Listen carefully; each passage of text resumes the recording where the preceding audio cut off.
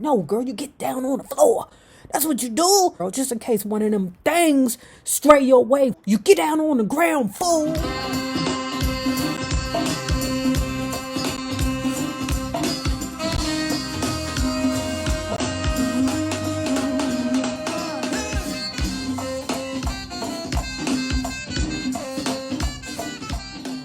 During one performance, apparently believing that her former singing companion, Mary Wilson, was going to upstage her, Ross shoved the microphone away from Wilson's mouth and pushed Wilson herself towards the back of the stage to prevent the anticipated atrocity.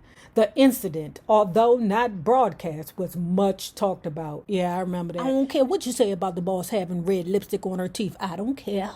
I don't care. She is still the boss. You know why she's the boss?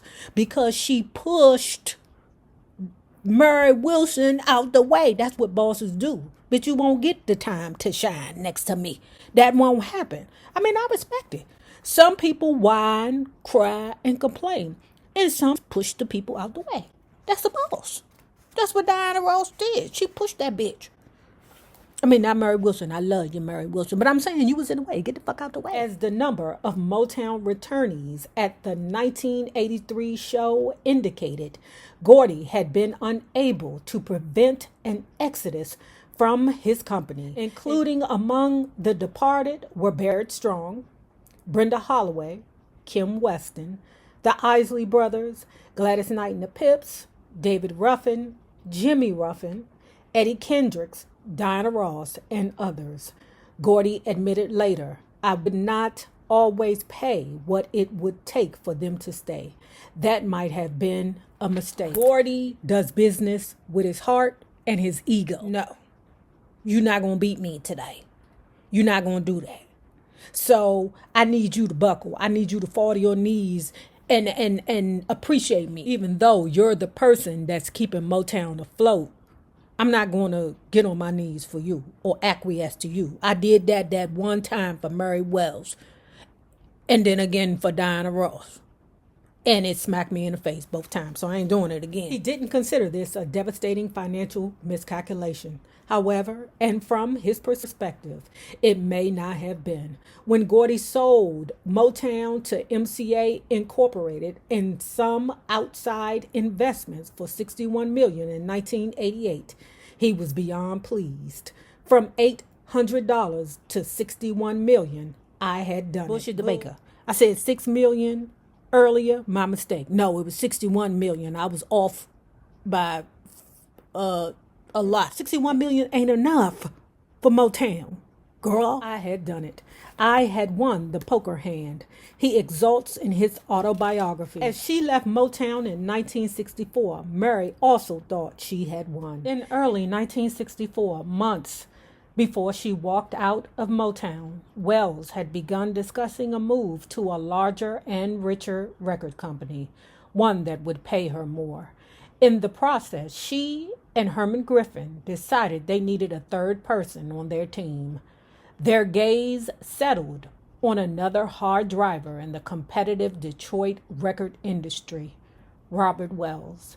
This 6'1" music producer and entrepreneur had big plans, a hard-boiled personality, extensive record industry experience, and a history of competing against Motown.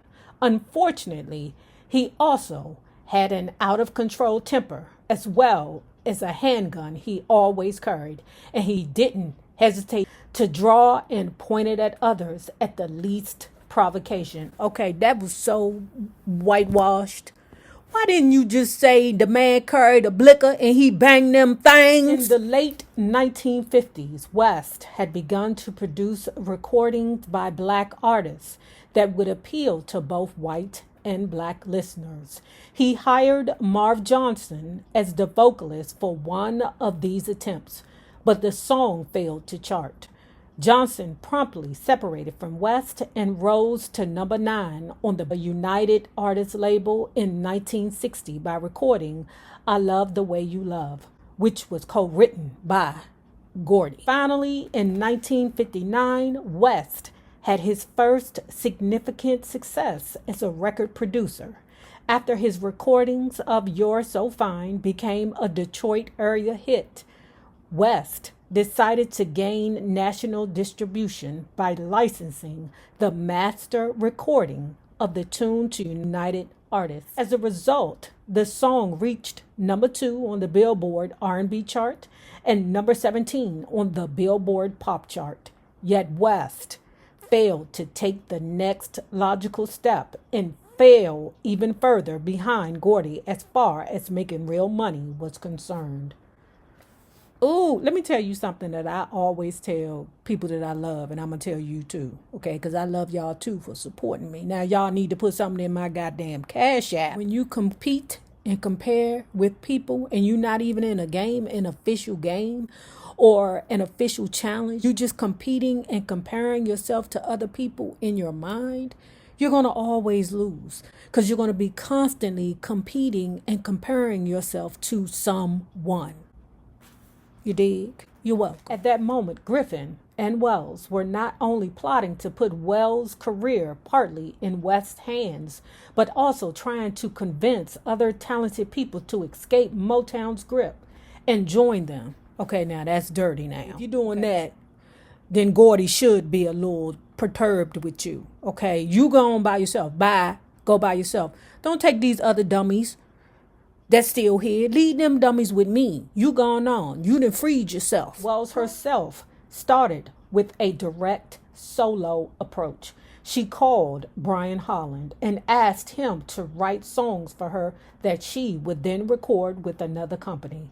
According to court documents filed in connection with Mary's suit for freedom from Motown, Holland refused, pointing out that he had an exclusive contract with that company. Okay, girl. Okay, you little troublemaking hoe. All right, Mary, girl. I see you, girl. See, you being spiteful now. Which for real is, he deserve it.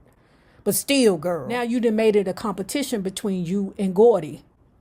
You didn't hide this man West with the trigger finger, knowing that that man already has deep-rooted hate towards Gordy because Gordy didn't surpass him. Then Griffin joined Wells in making the same pitch to Motown producer Mickey Stevenson, asking him to produce records by Wells for companies that might include MGM, ABC Paramount, and United Artists. Stevenson said he told Wells and Griffin he couldn't do that because of his Motown contract. Don't you hoes understand that?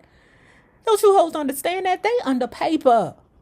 Girl. Griffin and Wells then suggested, according to Stevenson, that he secretly produce some Wells records that the couple would then take to other companies.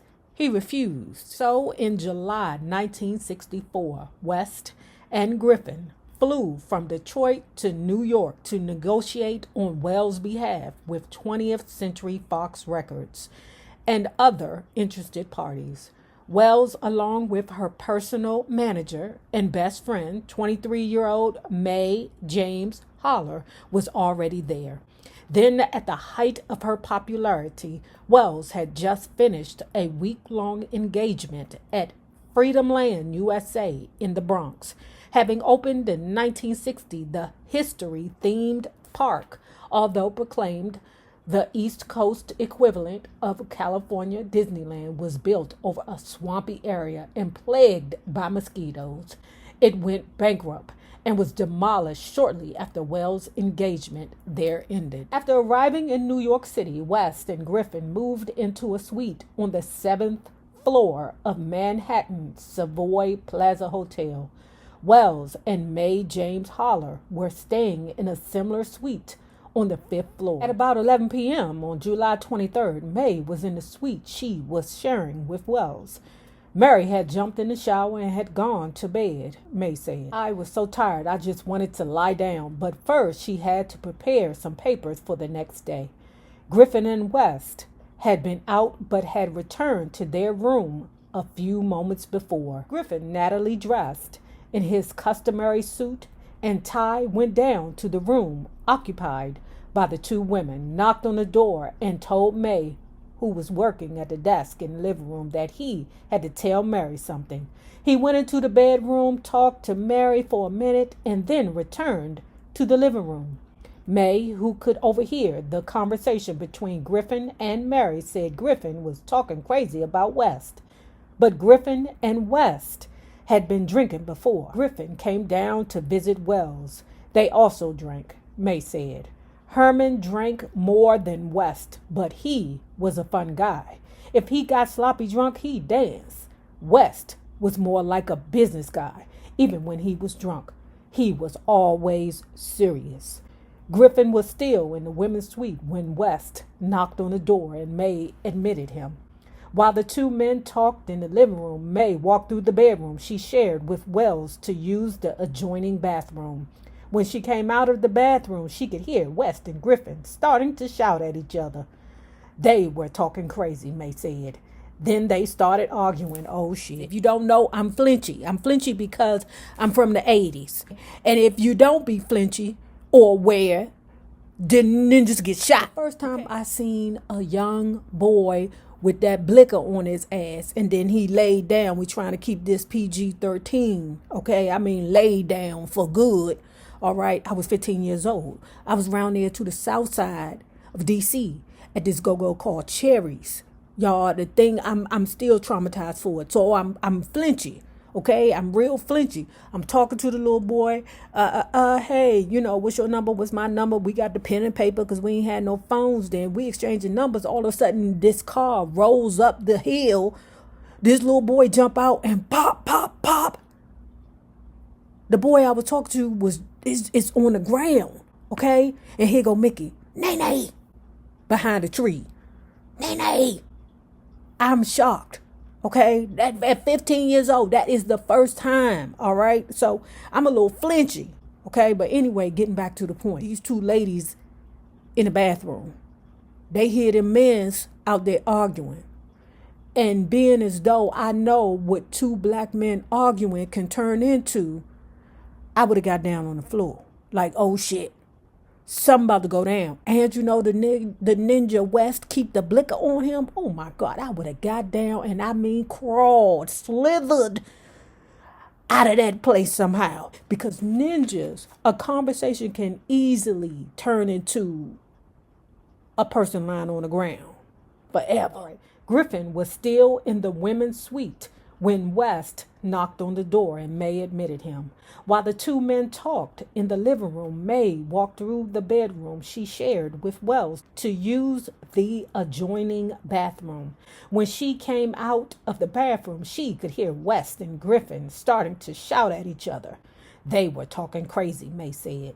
Then they started arguing. Mary was in the living room telling them to calm down. Never get in the middle of two men fighting. Period. When the men didn't pay any attention to her, Mary, disgusted, joined May in the bedroom. I could tell this argument was going another place, May said. It was going crazier and crazier. Then the two men began to tussle with each other. The frightened women stood behind the closed door of their bedroom in silence, listening to them. No, girl, you get down on the fucking floor. That's what you do. You get down on the floor, girl, just in case one of them things stray your way, fool. You get down on the ground, fool. We didn't know what to do, May said. Then we heard a gun go off.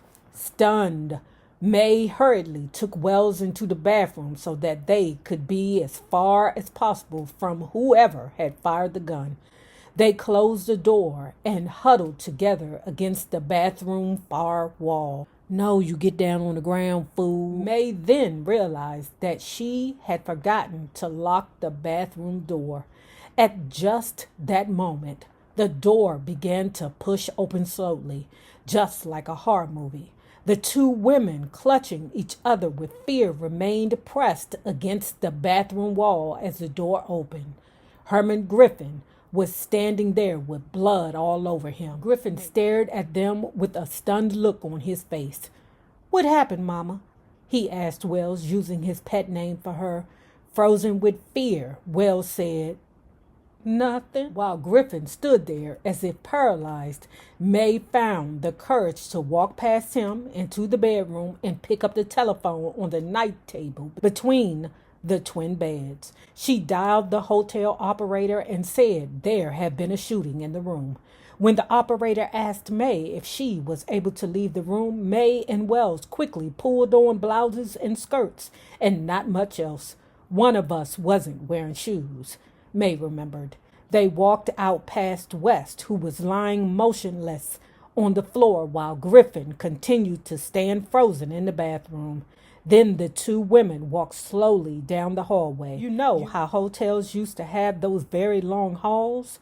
May said. I was so afraid that before we got to the corner of the long hall and got on the elevator, we would be shot. The women arriving safely in the lobby staggered off the elevator into the arms of the NYPD. Police officers took them outside and put them in the back seat of a police car. While they were sitting there, May said a photographer snapped a picture of them. She felt that the photographer got a good picture of her since she considered herself totally innocent and unashamed and made no effort to hide her identity. The police then took them to the local precinct house and put each woman in a different interrogation room with just a table and a chair for company. We sat in that police station for so long, May said. Meanwhile, they did their detective thing.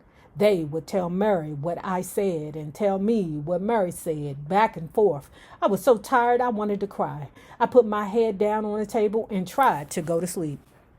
Y'all, that time I almost nothing, got arrested on some bullshit. Okay, while I was a PO, I did the same thing. I ain't had nothing to do with the bullshit, but it was just, the police was just acting a ninja that day. But I was so tired and I was over it, y'all. I fell asleep in the interrogation room. I'm like, come on. Later, May was questioned about the incident by legendary Manhattan District Attorney Robert M. Morgenthau. But by then, she had finally gotten some sleep. I remember sitting in Mr. Morgenthau's office. He was very nice to me, she said. Robert Bateman, who had arranged for Mary's initial meeting with Gordy and was still in touch with Mary at this time, said the dispute was over whether Mary would sign with Atlantic Records or 20th Century Fox Records. Mary insisted on the latter because it was a subsidiary of 20th Century Fox Film Corporation and she wanted to go into the movies. But West had apparently taken some money from Atlantic, which also was seeking Wells' services. He was drinking and was afraid something was going to happen to him if Mary didn't take the deal he had signed her up for, May said. Betty LaVette. You know what, y'all? She comes up in a lot of these books we read, so I think somebody had contacted me and said, can I send you the Betty LaVette book? Girl, go on, send me the Betty LaVette book. Why not? Betty LaVette, who wasn't present but apparently talked to Griffin later, provided more details on what went on while Mary and May were hiding in their bathroom.